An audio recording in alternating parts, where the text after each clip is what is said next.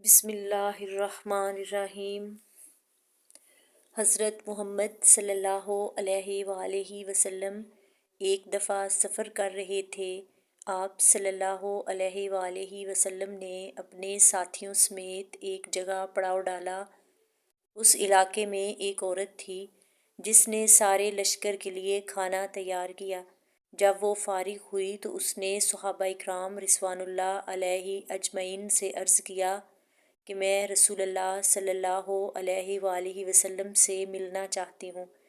جب یہ عورت آپ صلی اللہ علیہ وآلہ وسلم کے پاس پہنچی تو اس نے عرض کیا، یا رسول اللہ، میرا ایک بچہ ہے۔ جب بھی میں روٹیاں پکاتی ہوں تو میرا بچہ میرے پاس آ جاتا ہے۔ میں نہیں چاہتی کہ میرے بچے کو گرم ہوا لگ جائے، کیونکہ میں ماں ہوں، میرا دل نرم ہوتا ہے۔ میں نے سنا ہے خدا 70 ماؤں سے زیادہ پیار کرتا ہے، تو خدا ہم کو کس طرح سے جہنم میں جانے دے گا؟ حدیث شریف میں ہے کہ اللہ کے آخری نبی صلی اللہ علیہ وآلہ وسلم نے اس عورت کی بات سن کر سر جھکا لیا۔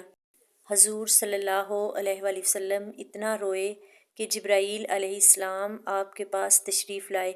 حضرت جبرائیل علیہ السلام نے فرمایا، اے اللہ کے رسول صلی اللہ علیہ وآلہ وسلم، اللہ تعالیٰ کا حکم ہے کہ اس عورت کو فرما دیں، اللہ تعالیٰ کا حکم ہے، اللہ نے ان پر ظلم نہیں کیا جنہوں نے اپنی جانوں پر خود ظلم کیا ہے۔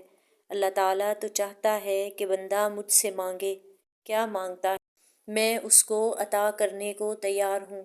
یہ لوگ خود توبہ کرتے نہیں، یہ تو اللہ تعالیٰ کو بھول جاتے ہیں۔ یہ لوگ اپنے عمل کی وجہ سے دوزخ میں ڈالے جائیں گے۔ حضرت ابو ہریرہ رضی اللہ تعالیٰ عنہ سے مروی ہے، حضرت محمد صلی اللہ علیہ وآلہ وسلم نے ارشاد فرمایا کہ میری امت جنت میں جائے گی، جو انکار کرے گا وہ جنت میں نہیں جائے گا۔ آپ صلی اللہ علیہ وآلہ وسلم نے فرمایا، جس نے میری اطاعت کی وہ جنت میں داخل ہوگا، جس نے میری اطاعت نہیں کی وہ جہنم میں جائیں گے۔ حضرت جابر رضی اللہ تعالیٰ عنہ سے مروی ہے کہ ایک بار چند فرشتے اللہ کے نبی کے پاس تشریف لائے۔ اس وقت آپ سو رہے تھے۔ کچھ فرشتوں نے اپنی رائے دی کہ یہ سو رہے ہیں، کچھ نے کہا ان کی آنکھیں سوتی ہیں۔